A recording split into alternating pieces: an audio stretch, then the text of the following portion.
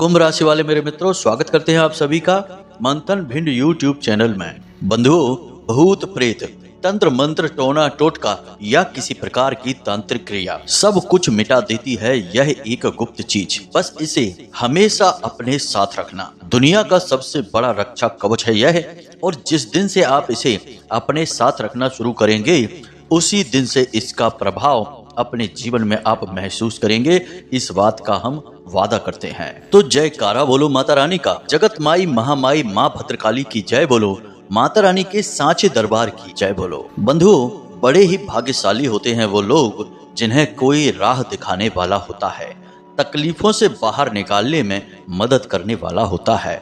वरना आज का युग केवल भटकाव का युग है, मानसिक पीड़ाओं, परेशानियों, बेरोजगारी, तकलीफों का युग है। आज के समय में कोई किसी की नहीं सुनना चाहता, सबके पास अपनी एक कहानी है और हर एक आगे बढ़ने वाले की टांग खींचने के लिए सैकड़ों लोग उसके पीछे लगे हुए हैं। और ऐसे में आप जैसे सीधे और सच्चे लोग पिस जाते हैं। सब कुछ सही होने के बाद भी आपको अपना हक कभी नहीं मिल पाता है। छोटी छोटी खुशियों और छोटी छोटी जरूरतों को भी आपको मारना पड़ता है। हमेशा अपने मन को मारकर ही आपने अब तक जीवन जिया है, लेकिन अब समय बदलाव का है। आप इसे कह सकते हैं कि माता रानी की, माँ भद्रकाली की विशेष कृपा आपके पास आ चुकी है। तभी आज का यह हम विशेष कार्यक्रम माता रानी के आदेश से उनकी अनुभूतियों के आधार पर लेकर आए हैं। क्योंकि अगर कहीं बीमारी है तो उसका इलाज होना बहुत आवश्यक है। आप जैसे सीधे, सच्चे और साफ हृदय के इंसान यदि पीड़ित और परेशान हैं तो आपकी परेशानियों का समाधान होना अत्यंत आवश्यक है। यही धर्म है। इसीलिए अर्जुन जैसे साफ और पवित्र इंसान का साथ देने के लिए स्वयं भगवान श्री कृष्ण युद्ध क्षेत्र में चले आए और अर्जुन के सारथी बनकर उनका मार्गदर्शन किया। वह भगवान श्री कृष्ण की लड़ाई नहीं थी। भगवान श्री कृष्ण को तो किसी से लेना देना ही नहीं था, लेकिन फिर भी उन्होंने साफ हृदय के इंसान का साथ दिया। तो इसी प्रकार आज आपका साथ देने के लिए माता रानी की अनुभूतियों के आधार पर यह विशेष कार्यक्रम लेकर हम आए हैं। बंधुओं, एक बात याद रखना कि जिंदगियां बदलती जरूर हैं, कभी भी समय एक जैसा नहीं रहता है। और जब जिंदगी बदलती है तो उसे बदलने के लिए कहीं ना कहीं से किसी न किसी प्रकार की प्रेरणा, किसी न किसी प्रकार का इशारा अवश्य ही प्राप्त होता है। अब जो समझदार लोग होते हैं वे उन इशारों और संकेतों को समझ लेते हैं और उन्हें अपने जीवन में इस्तेमाल करके, प्रयोग करके जीवन को बदल डालते हैं। और जो मूर्ख होते हैं वे बस कुतर्क और फिजूल की बातों को अपने दिमाग में घुमाते रहते हैं और कुछ भी नहीं समझ पाते हैं। जीवन भर बस धक्के खाते रहते हैं, रोते रहते हैं और बस यही कहते रहते हैं कि दुनिया में अच्छाई, भगवान, भक्ति जैसा कुछ भी नहीं है, केवल और केवल परेशानियां हैं, यानी अपना दुखड़ा रोते रहते हैं। बंधु, हम आपको यकीन दिलाते हैं कि इस कार्यक्रम को यदि आपने अंत तक देख लिया तो निश्चित तौर पर आपके जीवन में कल से ही बदलाव आने शुरू हो जाएंगे। क्योंकि हम न केवल आपको इस एक गुप्त महाशक्तिशाली रक्षा कवच तंत्र के बारे में बताएंगे, बल्कि साथ ही साथ आपको बहुत सारी ऐसी बातें भी बताएंगे जिन्हें आपको अपने जीवन में प्रतिदिन के कार्यों में शामिल कर लेना चाहिए। यदि आप उन चीजों को अपने साथ शामिल रखेंगे अपने कार्यों में तो आपके साथ रातों रात परिवर्तन होना शुरू हो जाएगा। जी हाँ बंधुओं, याद रखना कि आप अपने पूरी जीवन शैली में कहीं ना कहीं किसी न किसी प्रकार की कोई ना कोई गलतियां तो अवश्य कर ही रहे हैं। बस फर्क इतना है कि आप उन्हें समझ नहीं पा रहे हैं और इसमें आपकी भूल नहीं है, यह मानव का स्वभाव है। मानव कभी भी अपनी गलती नहीं देख पाता है। जैसे कि आंख में जो काजल लगा रहता है वह उस आंख को कभी नहीं दिखाई देता, लेकिन दुनिया में सभी लोग उस काजल को देख लेते हैं। बस जिस आंख में वह काजल लगा है उसी आंख को वह काजल नहीं दिखाई देता। ठीक इसी प्रकार इस संसार में किसी भी इंसान को अपनी गलती कभी दिखाई नहीं देती, लेकिन बुद्धिमान और अक्लमंद इंसान जैसे ही कोई गलती बताता है उसे पहचान कर तुरंत उसे सुधार जरूर लेते हैं। और यह गुण आपके अंदर कूट कूट कर भरा हुआ है। तो बस उम्मीद करते हैं हम कि आप हमारी भावनाओं को समझ रहे हैं और हम आपके जीवन में सचमुच में परिवर्तन लाना चाहते हैं। और यह हम माता रानी की सेवा समझकर कर रहे हैं, यह भी आप समझ रहे हैं। तो बस इस कार्यक्रम को अंत तक आप जरूर देखेंगे ऐसा हम अपने मन में विश्वास करके चलते हैं। तो चलिए बंधुओं, आज के इस विशिष्ट और बेहद ही चमत्कारी ज्ञानवर्धक कार्यक्रम की शुरुआत करें। लेकिन इससे पहले माता रानी को याद तो करना ही होगा, क्योंकि बिना महामाई जगत माई के याद किए हुए कोई भी शुभ कार्य पूर्ण हो ही नहीं सकता है। तो चलिए बंधुओं, पूरे भक्ति भाव के साथ मन में माता रानी को याद करते हुए कमेंट बॉक्स में लिख डालिए, एक बार नहीं 3 बार लिखना, जय माँ भद्रकाली कृपा करो। माता रानी निश्चित तौर पर आपकी कृपा करेंगी, आपके ऊपर अपना आशीर्वाद बनाएंगी। साथ ही साथ बंधु, आपको माता रानी के इस दिव्य परिवार का हिस्सा बनना होगा, इस परिवार को बड़ा करना होगा, ताकि अधिक से अधिक लोगों तक हमारी पहुंच हो जाए और यह ज्ञान अधिक से अधिक लोगों के जीवन को भी बदल पाए। बंधुओं, याद रखना कि हम जो भी कुछ कार्य कर रहे हैं वह सब कुछ माता रानी की सेवा में समर्पित है, उन्हीं की भक्ति में कर रहे हैं। तो आपको इसका सहयोगी बनना होगा।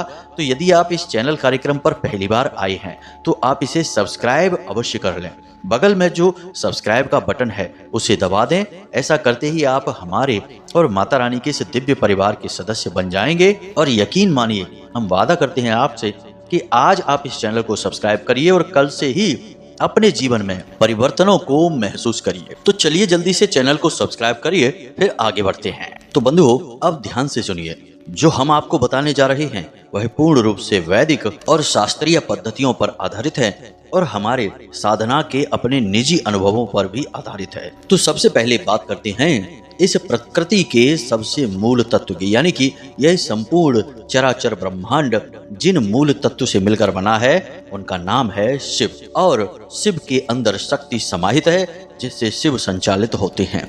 यानी शिव और शक्ति के मिलन से ही इस ब्रह्मांड का और ऐसे अनंत कोटि ब्रह्मांडों का भी निर्माण हुआ है। अब शिव और शक्ति के मिलन से जो यह ब्रह्मांड बना है, उस ब्रह्मांड में हमारे रहने योग्य सौर मंडल है। और सौर मंडल में हम जिस ग्रह पर रहते हैं उसका नाम पृथ्वी है, भूमि है, धरा है। और इस धरा पर हम जिन चीजों को भी अपने आसपास देखते हैं या महसूस करते हैं, जैसे पर्वत, पहाड़, पेड़, जीव जंतु, वायु, जल, अग्नि, ये सभी प्राकृतिक तत्वों से मिलकर बने हुए हैं। यहाँ तक कि हम स्वयं भी इन प्राकृतिक तत्वों से मिलकर बने हुए हैं। तो देखा जाए तो प्रकृति एक होती है और यह 5 प्रकार के तत्वों से मिलकर बनी होती है, जिसके बारे में आप अच्छी तरह से जानते हैं। पृथ्वी, अग्नि, जल, आकाश और वायु। इसी प्रकार हमारे शरीर में जो निर्माण है, प्रक्रिया है, उसके बाद जब हमने अनुभूतियां शुरू की तो हमें 5 इंद्रियां मिली। वैसे इंद्रियां 10 होती हैं, 5 चेतन और 5 अचेतन। जैसे दिशाएं भी 10 होती हैं, 4 चेतन और 6 अचेतन। अब इन सभी दिशाओं में पर्वत, पहाड़, नदियों, जीव जंतुओं और हमारे और आपके अंदर जो ऊर्जा प्रवाहित हो रही है वह शक्ति है, यानी कि भोलेनाथ की शक्ति। तो आप ऐसे समझ सकते हैं इसे कि हम जो भी कुछ यहाँ देख रहे हैं वह शिव है, और जो हमें दिखाई नहीं दे रहा है फिर भी चल रहा है वही शक्ति है। यानी कि नदियाँ जो चल रही हैं लगातार गतिमान हैं, पर्वत हैं जो लगातार बनते और बिगड़ते रहते हैं, हवाएं जो चल रही हैं, हम और आप जो चल रहे हैं, इस संसार को भोग रहे हैं, वह सब कुछ शिव है। और जिस शक्ति से हम इसे चला रहे हैं, यानी जो हमारे अंदर प्रवाहित हो रही है, वह शक्ति है, यानी कि भोलेनाथ की शक्ति। इसीलिए वेदों में कहा गया है तत्त्वम असि, यानी कि जिन चीजों से शिव और शक्ति बने हैं उन्हीं से हम भी बने हैं। तत्त्वम असि, जो तुम हो वही हम हैं। अब ये सारी बातें हम आपको क्यों बता रहे हैं? इन सारी बातों को बताने के पीछे हमारा मकसद यही है कि हम जो रक्षा कवच आपको बताने जा रहे हैं वह इन्हीं शिव और शक्ति की मूल प्रकृति से निकाले जाएंगे और प्रकृति के ही 5 तत्व इसमें समाहित होंगे। यानी यह एक ऐसा रक्षा कवच होने जा रहा है जो दुनिया का सबसे शक्तिशाली रक्षा कवच होगा। यानी दुनिया की कोई भी नकारात्मक शक्ति इस सुरक्षा कवच को तोड़ नहीं सकती है। अब ऊर्जाओं के बारे में बात करते हैं। हमने कई बार आपको अपने पिछले कार्यक्रमों में भी कहा है कि सकारात्मक ऊर्जाएं, नकारात्मक ऊर्जाएं। अब यहाँ पर देखा जाए तो शक्ति तो शक्ति है, यानी ऊर्जा मतलब शक्ति। अब शक्ति तो एक ही है, ना वह सकारात्मक है और ना ही वह नकारात्मक है। बस समय और परिवेश के अनुसार कुछ नकारात्मक हो जाती है और कुछ सकारात्मक हो जाती है। कैसे, जरा इसे भी समझिए। जैसे कि माता काली, चंडी, रणचंडी, रुद्र काली, अगर क्रोध में हैं तो वे नकारात्मक शक्ति के रूप में पूजी जाती हैं। तभी जो तांत्रिक होते हैं, जो नकारात्मक रूप से माता को प्रसन्न करते हैं, वे काली को बलि आदि का प्रावधान मानकर चलते हैं। लेकिन वही काली जब शांत हो जाती हैं तो भद्र काली बन जाती हैं। ममत्व उनकी दृष्टि से, उनके दर्शन मात्र से ही झलकता है और अपने भक्तों पर प्रेम ही प्रेम बरसाती हैं। यानी कि काली तो वही हैं, जब गुस्सा आया तो रण चंडी बन गई और जब शांत हुई तो भद्रकाली बन गई। यानी एक ही शक्ति के दो रूप हमें यहाँ देखने को मिल रहे हैं। इसी प्रकार जो ऊर्जाएं हमारे आसपास होती हैं, उन ऊर्जाओं के अलग अलग स्वभाव की वजह से वे ऊर्जाएं नकारात्मक और सकारात्मक बन जाती हैं। लेकिन ये ऊर्जाएं भी माता शक्ति का ही स्वरूप होती हैं। इसीलिए भगवान भोलेनाथ की जो मंडली है, या यूं कहें कि जो गढ़ हैं, भक्त हैं, उनमें सभी शामिल हैं। भूत प्रेत पिशाच, मानव दानव देवता, सभी भोले बाबा किसी में भेद नहीं करते हैं, क्योंकि भेद करते ही शक्ति के ऊपर ही प्रश्न चिन्ह लग जाएगा। शक्ति में आप भेद नहीं कर सकते। मानकर चलिए कि बिजली का तार है और उसमें करंट बह रहा है। यदि उस करंट से आपके यहाँ पंखा कूलर चलता है, आपको अच्छा लगता है, तो वह बिजली अच्छी हो गई। लेकिन उसी बिजली से आपको यदि झटका लग जाता है और आपको ज़्यादा नुकसान हो जाता है, हाथ वगैरह जल जाता है, तो वही बिजली आपके लिए नकारात्मक ऊर्जा बन गई। यानी एक जगह पर वह बिजली सकारात्मक ऊर्जा थी और कुछ ही टाइम में वह बिजली नकारात्मक ऊर्जा बन गई। बिजली तो वही है, वह तो बदली नहीं। तो ये सारी बातें भी हम आपको इसीलिए समझा रहे हैं ताकि आप अपने मन को और साफ कर सकें और अपने मन में इन चीजों को अच्छी तरह से गहराई से बैठा सकें। याद रखना कि जब हम किसी भूत की बात करते हैं या प्रेत की बात करते हैं, तो वह भूत और प्रेत आपको परेशान करने के लिए नहीं आ रहा है। वह तो खुद ही पीड़ित है, खुद ही परेशान है, उसे तो खुद ही कष्ट हो रहा है और वह अपने कष्टों को मिटाने के लिए बस आपकी सहायता ले रहा है। लेकिन उसकी सहायता लेने के चक्कर में आप परेशान हो जाते हैं। और जो भूत प्रेत बनकर भटक रहे हैं, वो भी कभी जीवित इंसान हुआ करते थे। उनके भी परिवार, उनके भी बच्चे हुआ करते थे, उन्होंने भी अच्छा जीवन जिया होगा। लेकिन आज वो भटक रहे हैं तो उन्हें नकारात्मक ऊर्जा, नकारात्मक शक्ति कहा जा रहा है। जब वे जीवित थे और भले चंगे संसार में अपने कार्य कर रहे थे तो सकारात्मक ऊर्जा कही जाती थी। ऊर्जा का एक ही स्वरूप है, बस परिस्थितियों के अनुसार वह नकारात्मक और सकारात्मक में बदलता रहता है। बंधु, यह बात बहुत गहरी है। हमने आपको बहुत कम शब्दों में समझाने की कोशिश की है। उम्मीद करते हैं कि आप इन बातों को समझ रहे होंगे।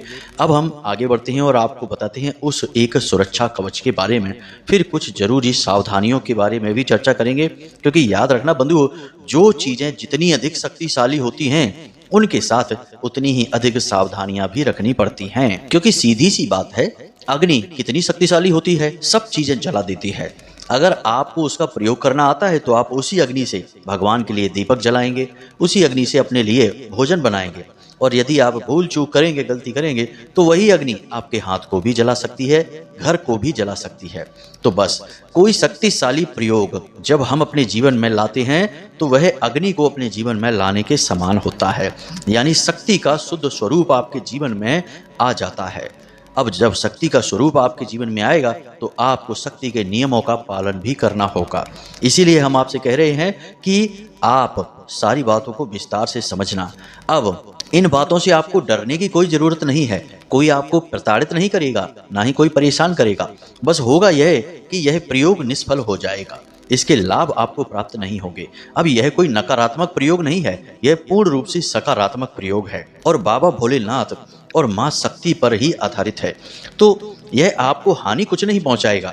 बस यदि आप इसमें गलती करेंगे, नियमावली को ठीक से नहीं मानेंगे, तो यह प्रयोग निष्फल हो जाएगा। फिर हमारी और आपकी मेहनत भी असफल हो जाएगी। कोई लाभ ही नहीं होगा आपके इस कार्यक्रम को देखने का। इसीलिए इस कार्यक्रम को अंत तक देखें और सारी नियमावली को अच्छी तरह से समझ लें। तो अब ध्यान से सुनिए कि यह कौन सी चीज है और इसको कैसे प्रयोग करना है। अब इस प्रयोग को करने के लिए आपको शनिवार का दिन चुनना होगा। किसी भी शनिवार के दिन आप इस प्रयोग को कर सकते हैं। तो अब ध्यान से सुनिए, इसके लिए आपको क्या क्या सामग्री चाहिए। सबसे पहली सामग्री आपको चाहिए एक लाल रंग का धागा। दूसरी सामग्री आपको चाहिए एक सफेद रंग का कोई भी ताबीज। जी हाँ बंधुओं, ताबीज गोल होना चाहिए। खोखला ताबीज बाजार में आसानी से मिल जाता है। आप उस ताबीज को लेकर आएंगे। और तीसरे नंबर पर आपको चाहिए एक 5 मुखी रुद्राक्ष। इसी के साथ साथ एक भोजपत्र छोटा सा टुकड़ा, और अगर आपको मिल जाए आसानी से तो अष्टगंध की स्याही और अनार की कलम। यदि नहीं मिलती है तो कोई बात नहीं है, आप साधारण लाल रंग की कलम ले सकते हैं। यदि आपको भोजपत्र का कागज नहीं मिलता है तो आप पीले रंग का कोई भी कागज ले सकते हैं। अब शनिवार के दिन आपको यह संपूर्ण सामग्री लेकर आनी है अपने घर में, और इसे अपने पूजा घर में एक प्लेट में लगाकर रख दें। थोड़ा सा गंगा जल छिड़क कर इसे शुद्ध कर लें। अब इसके बाद आपको पीले रंग का प्रसाद, पीले रंग के पुष्प और पीले रंग का ही आसन चाहिए। माता बगलामुखी की यदि फोटो आपके घर में पहले से ही है तो आप उसे प्रयोग कर सकते हैं। यदि नहीं है तो आप इसे बाजार से खरीद कर ला सकते हैं। यह आपके घर में होना बेहद आवश्यक है। याद रखना कि वेदों में माँ बगलामुखी की महिमा अनंत है, अपार है। अब माता बगलामुखी की महिमा का आप यहीं से अंदाजा लगा सकते हैं कि जब महाभारत का युद्ध प्रारंभ होने वाला था तो भगवान श्री कृष्ण ने माता बगलामुखी का आवाहन किया था, और अर्जुन समेत 5 पांडवों ने माता बगलामुखी की विशेष आराधना की थी ताकि उन्हें युद्ध में विजय प्राप्त हो जाए। बाद में पांडवों की कुल देवी माता बगलामुखी बनी। अब माता बगलामुखी, जिन्हें हम पीताम्बरा माता भी कहते हैं, ये माता शक्ति का ही स्वरूप हैं। 10 महाविद्याओं में 8वीं महाविद्या हैं, और इनका विशेष कार्य ही यही है कि ये किसी भी प्रकार की नकारात्मक ऊर्जा को मात्र एक बार के उच्चारण मात्र से ही समाप्त कर देती हैं। जी हाँ बंधुओं, इन्हें स्तंभन की, मारण विद्वेषण की और वशीकरण आदि की देवी माना जाता है। लेकिन ये सात्विक देवी हैं, तांत्रिक देवी नहीं है, और इनका स्वभाव राजसिक है। मतलब कि जो भी भक्त इनकी पूजा करेगा उसे राजसिक सुख तो जीवन में मिलेगा ही मिलेगा, हर हालत में मिलेगा। यानी इनकी सिद्धि राजसिक सिद्धि मानी जाती है। तो अब आप यहाँ से समझ गए हैं कि माता बगलामुखी की आपको आवश्यकता क्यों है। इनके द्वारा ही यह विशेष तंत्र, या यूं कहें कि रक्षा कवच आपका तैयार होने वाला है। तो अब आपको यह क्रिया कब शुरू करनी है? रात्रि में 9 बजे के बाद, और यदि और अच्छे परिणाम आपको चाहिए तो 11 बजे के बाद, क्योंकि माता बगलामुखी का इस धरती पर प्रादुर्भाव रात्रि को 12 बजे हुआ था। ऐसा माना जाता है कि कुरुक्षेत्र में रात्रि को 12 बजे भगवान श्री कृष्ण ने माता का आवाहन किया तो माता उनके सामने प्रकट हुई थी, और फिर पांडवों ने, अर्जुन समेत सभी ने मिलकर उनकी विशेष पूजा आराधना की थी। तो 12 बजे का समय रात्रि का इनके लिए प्रादुर्भाव का समय होता है, और इनकी विशेष पूजा आराधना इसी समय पर की जाती है। तो अब यदि आप रात्रि 12 बजे तक नहीं जाग सकते हैं तो कोई बात नहीं है, रात्रि को 11 बजे, 9 बजे जब भी चाहें आप कर सकते हैं। रात्रि होती है, कोई समस्या नहीं है। लेकिन हम आपको सारे के सारे विषय खुलकर बता रहे हैं, इसीलिए हर बात स्पष्ट बता रहे हैं कि सर्वोत्तम परिणाम आपको कब प्राप्त होंगे। अब आपको क्या करना है? अपने पूजा घर में रात्रि के समय स्नान आदि करने के बाद जाना है। पूरी पवित्रता के साथ आपको पीले रंग का आसन बिछाना है। अपने स्वयं के लिए एक चौकी लगानी है, और उस चौकी पर पीले रंग का वस्त्र बिछाना है, और उसके ऊपर माता की फोटो को स्थापित करना है। फिर आपको हाथ जोड़कर माता से प्रार्थना करनी है। माता का मन ही मन आवाहन करना है। माता से कहना है कि हे माँ, हम आपसे कृपा चाहते हैं। आपकी कृपा से हम अपने जीवन को सरल बनाना चाहते हैं। हमारे जीवन में बहुत कष्ट हैं, परेशानियां हैं, तकलीफें हैं, इनसे मुक्ति चाहते हैं। इसलिए आप हमारी इस पूजा को स्वीकार करें, और यहाँ इस पूजा को स्वीकार करने के लिए उपस्थित भी हों। इस प्रकार आप मन ही मन इस बात को बोलेंगे, 2-3 बार बोलेंगे। फिर आप जल छोड़ेंगे, आचमनी देंगे, दीपक जलाएंगे, माता रानी को प्रसाद चढ़ाएंगे, चंदन लगाएंगे पीले रंग का, पीले पुष्प चढ़ाएंगे, और उसके बाद आप जो पीले रंग का कागज लाए हैं या भोजपत्र लाए हैं उस पर अष्टगंध की स्याही से और अनार की कलम से इस मंत्र को आपको लिख देना है। मंत्र क्या है, जरा इसे ध्यान से सुने, और यह आपके मोबाइल की स्क्रीन पर भी दिखाई दे रहा होगा। ओम ह्लीम बगलामुखी सर्वदुष्टानाम वाचम मुखम पदम स्तंभई जीभाम कीलय बुद्धिम विनाशाय ह्लीम ओम स्वाहा। मंत्र एक बार फिर से ध्यान से सुनिए। ओम ह्लीम बगलामुखी सर्वदुष्टानाम वाचम मुखम पदम स्तंभय जीभाम कीलय बुद्धिम विनाशाय ह्लीम ओम स्वाहा। इस मंत्र को आपको बारीक बारीक अक्षरों में केवल एक बार उस भोजपत्र पर बहुत छोटे से कागज में लिखना है, क्योंकि यह कागज आपको उस ताबीज के अंदर रखना है। तो आप उसी हिसाब से इसका साइज बनाकर फिर उस पर लिख दीजिए। आप हैंड राइटिंग कैसी आती है इसकी चिंता मत करिए, बस आप उस पर लिख दीजिए। अब जो रुद्राक्ष है, धागा है, ताबीज है, और उस ताबीज के अंदर इस कागज को आपने जो मंत्र लिख कर रखा है, उस ताबीज को आपको माता रानी को समर्पित करना है, यानी उनके चरणों में रख देना है। अब आपको रुद्राक्ष की माला से या हल्दी की माला से, अगर बाजार में हल्दी की माला मिल जाए आपको तो वो लेकर आइए, नहीं तो रुद्राक्ष की माला से भी आप कर सकते हैं। इसी मंत्र का आपको एक ही जगह बैठकर कम से कम 3 माला, अधिक से अधिक 9 माला, जी हाँ बंधुओं, इतना आपको मंत्रोच्चारण वहां बैठकर आपको करना है। इसमें समय लग सकता है क्योंकि यह मंत्र बड़ा है, 36 अक्षरी मंत्र है, माता का अंक भी 36 ही है।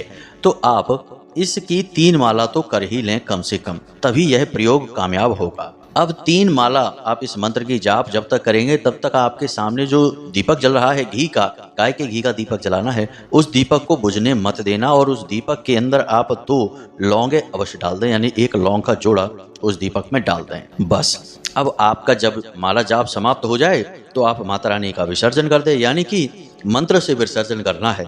अगर आपको मंत्र नहीं आता है तो कोई बात नहीं, बस हाथ जोड़कर माता रानी से निवेदन करना है कि माता रानी, हमने जिस उद्देश्य के लिए आपका आवाहन किया है, आप कृपा करके उस उद्देश्य की पूर्ति करें, हमारे इस रक्षा कवच में अपनी ऊर्जा को समाहित करें, और यदि हमसे किसी प्रकार की भूल चूक, कोई गलती हो जाए तो उसे क्षमा करें। बस इस प्रकार से माता रानी का विसर्जन हो जाएगा, और उसके बाद आप इस सामग्री को माता रानी के चरणों में रखा छोड़ें और अपने बिस्तर पर चले जाएं, यानी सो जाएं। अब इसके लिए नियमावली क्या है कि आपको इस प्रयोग के बारे में किसी को नहीं बताना है। दूसरा कि आप इसे धारण करेंगे, यानी कि उस धागे में पिरोकर इस रुद्राक्ष को और उसी के बगल से इस ताबीज को धारण करेंगे। तो इसे आप छुपा कर रखेंगे, यानी कि यह किसी को दिखना नहीं चाहिए, आपके कपड़ों के अंदर यह छुपा रहेगा। तीसरा कि यह रुद्राक्ष और यह ताबीज खंडित नहीं होना चाहिए, टूट फूट नहीं होनी चाहिए इसमें, और यह अशुद्ध भी नहीं होना चाहिए, यानी कि किसी की शव यात्रा में किसी की मृत्यु हो जाती है, सूतक हो जाता है, पातक हो जाता है, ऐसी स्थिति में इसे ना छुएं। महिलाएं रजस्वला धर्म के समय में इसे बिल्कुल भी स्पर्श ना करें, क्योंकि यदि एक बार यह दूषित हो जाता है तो आपको फिर से इसी प्रक्रिया के द्वारा इसे पुनः निर्माण करना पड़ेगा। अब आपको इसका सर्वोत्तम लाभ लेने के लिए प्रतिदिन यह क्रिया इस सामग्री के साथ करनी है। यानी कैसे, तो जरा इसे समझिए। पहले दिन आप सुबह सोकर जल्दी जागें, सूर्योदय से पहले जाग जाएं, स्नान आदि करने के बाद पूजा घर में जाएं, और जो सामग्री आपने रखी है उस सामग्री को आप धागे में पिरोकर अपने गले में पहन लें। उसके बाद आप दिन भर इसको धारण करके रखें, लेकिन रात्रि के समय इसे पुनः खोलकर फिर से माता रानी के चरणों में समर्पित करें और फिर से 3 माला इस मंत्र का जाप करें। इस क्रिया को आपको लगातार 9 दिनों तक करनी है।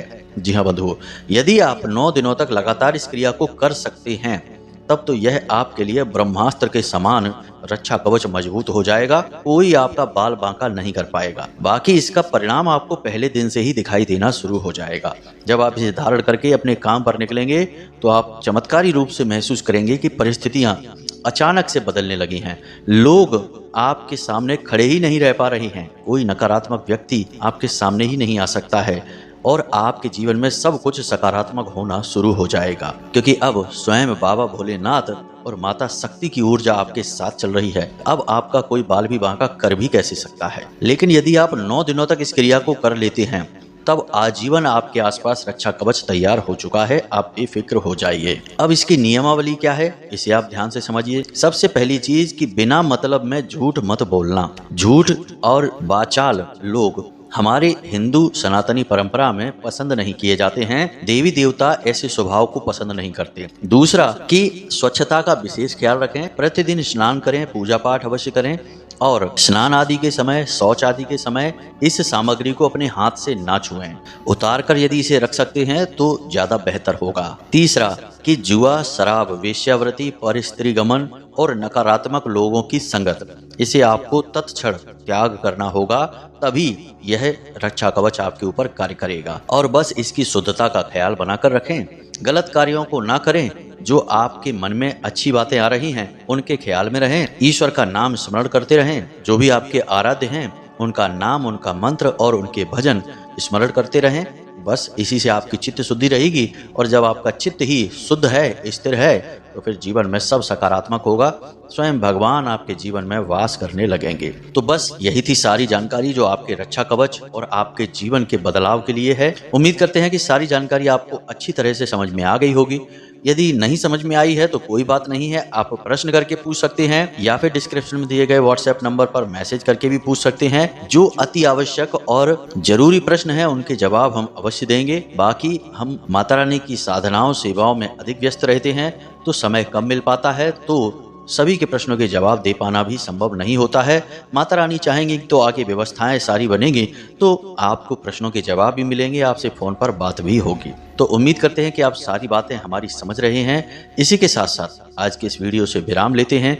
हमेशा हंसते रहिए, मुस्कुराते रहिए, सकारात्मक रहिए, और दिन में एक बार मंदिर हो आया करिए। क्या जाता है, दुनियादारी के सारे कामों में व्यस्त रहते हैं, इसी प्रकार 1 घंटे आधे घंटे के लिए भगवान के घर भी चले जाया करिए। क्योंकि अगर अभी आपके पास भगवान के घर जाने का समय नहीं है, तो एक दिन ऐसा आएगा जब भगवान के दूत जबरदस्ती आपको खींचकर भगवान के घर ले जाएंगे। फिर आपके सारे काम यहीं के यहीं धरे रह जाएंगे, कोई भी नहीं पूछेगा। जी हाँ बंधुओं, तो वह समय आने से पहले भगवान के यहाँ अर्जी लगा लगा कर भगवान के मन को मोह लीजिए, भगवान के प्रेमी बन जाइए। बात यदि अच्छी लगी हो तो प्रेम से बोलिए जय माई की, जय माँ भद्रकाली, जय भोलेनाथ। मिलते हैं अगले ज्ञानवर्धक वीडियो में, तब तक के लिए धन्यवाद। माता रानी आपका कल्याण करें।